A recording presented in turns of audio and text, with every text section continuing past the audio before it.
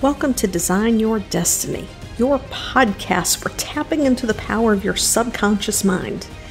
In this next few minutes, allow me to show you how to tap into that power so that you can create success with ease, form deeper connections, and have greater presence in your relationships, and most importantly, find peace within yourself. My name is Penny Chason, and I'm your host. Hey there, joyful souls. Checking in with you this week. I hope that headed into fall, we're almost into winter, that you are finding yourself having a personal change of season, that you're going into this place where you can rest, regroup, revitalize yourself and your life. I wanted to share with you a little bit today some thoughts around getting what you want out of life. And that can look like a lot of things for a lot of people. For some people, it's about attaining wealth, safety, security. For other people, it's relationships and having trust in yourself and love for yourself.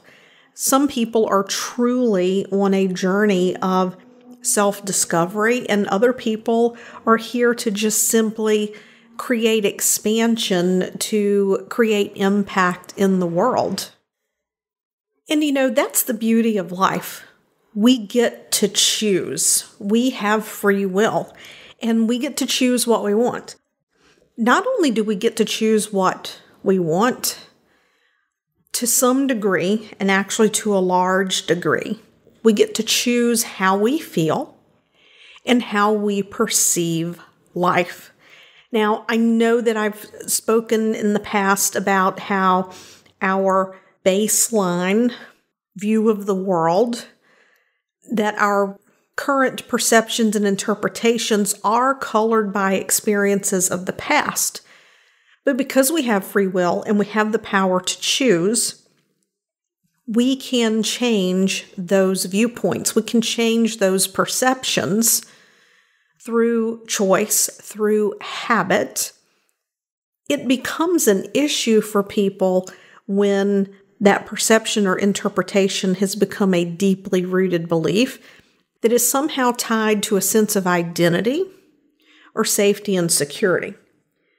So to a large degree, we can change our minds. We can choose how we look at the world. We can choose to learn. We can choose to not learn. We can also choose how we feel.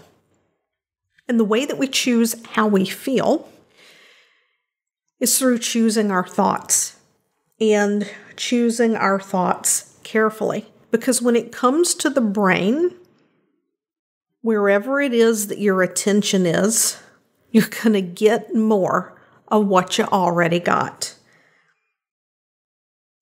The brain has an area called the limbic system. And your limbic system is involved in how you respond to emotions and activation of the body in response to emotions. It also plays a huge role in the pain network. So whether you're experiencing emotional pain, physical pain, to whatever degree that may look like, this part of the brain is involved. There's no one single area of the brain that you want to influence when you are wanting to feel emotionally at peace, physically at peace, happy, safe, secure. These things all work together. And anytime that we have stress in our body, these areas are more preoccupied with the stress than they are for peace and calm. When we can decrease stressors in our life, which can be thoughts, and obviously it can be our situations, things that happen to us in our life, but our thoughts and unresolved issues from the past can create a baseline state of stress in the brain. And when these areas of the brain are preoccupied with stress, then they can't be focused on peace and calm, because our emotions, the way we respond and the way we react, it's all about balance within the brain. And the more we can keep ourselves into a state of calm, the more calm we can create. So you've heard me say before that the brain is wired to survive or thrive. And the way that the brain thrives is whichever neural pathways are used most often, those are the ones that most easily fire off. Those neural pathways become the strongest pathways in the brain. Now, it may seem like, well, wow, if they become the strongest pathways, then how can I change them? Well, you begin to focus your attention and your thoughts on things that release stress from your mental environment, release stress from your physical environment. Focus on images, memories, thoughts that are happy, pleasant, soothing. Positive memories are very powerful in reactivating pathways of calm and happiness. Using our imagination is very powerful, because these areas of the brain that we're talking about here that are connected to the sense of peace and calm and pleasure and high motivation, these areas of the brain they literally cannot tell the difference between real and imagined.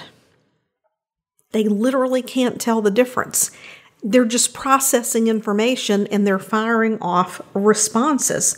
So when you stimulate your brain through imagination, through watching a happy movie, through listening to very pleasant music, your imagination, playing with children, any of these things that bring these good positive feelings to you, the more often you do it, then those pathways become the stronger pathways in the brain. And if you were someone who was experiencing a lot of stress, you weren't sleeping well, your memory was off, your energy was low, maybe your relationship with your partner was taking a hit physically. If you're stressed out and those things are happening, well, that's not surprising. So what has to happen is you change your thoughts, your state, into something more positive. And the more often you activate those positive pathways, the more often you stimulate these areas associated with a good state of well-being, your sleep's going to get better. Your appetite's going to be normal. You won't be overeating. You won't be stress eating. Your energy level's out. Your brain's baseline setting is for you to be in a state of well-being. You were created to be in a state of well-being. So as you do these things and your brain begins to reset, you can keep yourself in the calm state, because your brain not only makes these connections, it reinforces these connections, and it reinforces them over and over and over. And then soon you don't have to think about it.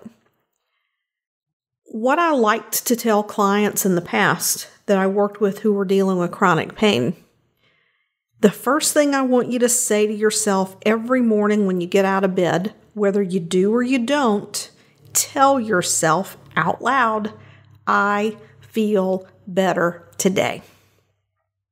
I feel better today. And that begins to program the mind to look for comfort, to look for the positives, because where our mind is when we wake up, it kind of sets the tone for the entire day. And I've mentioned this before. You can have two identical days. And one day you can sail through it on top of the world, and another day it might be the worst day you've ever had. And the days can be identical, and it's going to depend on your state when you wake up. What is your self-talk when you wake up? because that's going to shift the chemical balance in the brain. It's going to shift the lens through which you are perceiving everything. And you're going to respond to all of your interactions differently. So if you want to have more emotional calm in your life, if you want to live in a state of well-being, you want to have better sleep, better sex, better eating habits, feeling motivated, being excited, and just at peace and enjoying being alive, then change your state. Change your thoughts, change your music, use your imagination, recall pleasant memories. You really want to hammer in that positive. Now, I'm going to wrap this up by saying, and I reinforce this a lot because it's important, if something happens in the course of your day that is emotional, ask yourself, what's causing me to feel this way? Well, start out by saying, what am I feeling? Then ask yourself, what's causing me to feel this way? And then ask yourself, okay, is this based on an accurate perception? Or am I reacting for some reason? Because we all go through moments where we react, and none of us are absolutely perfect. But it's important we do our best. If you're experiencing a valid emotion, allow yourself to feel that emotion. Process that emotion. This is not meant to bypass. This episode is about learning to change our baseline emotional state, our baseline sense of well-being, and moving into a place where we just simply enjoy life. Because you know what? It just feels so much better that way. All right, everyone. I would love for you to hit reply to the email. If you got the link to the podcast in your email, let me know what was most significant to you in this episode. If you're listening on your favorite podcast platform, I would really appreciate it if you would just click leave a review and leave a review for what you liked most about this episode. And I will circle back and I'll be back next week. Bye now.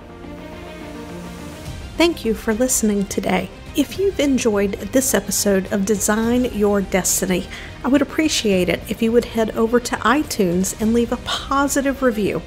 When you leave a positive review, it's like podcast currency, and we can increase our reach and get the message to even more people that they, just like you, have the ability to design their destiny. And remember, subscribe on your favorite podcast platform.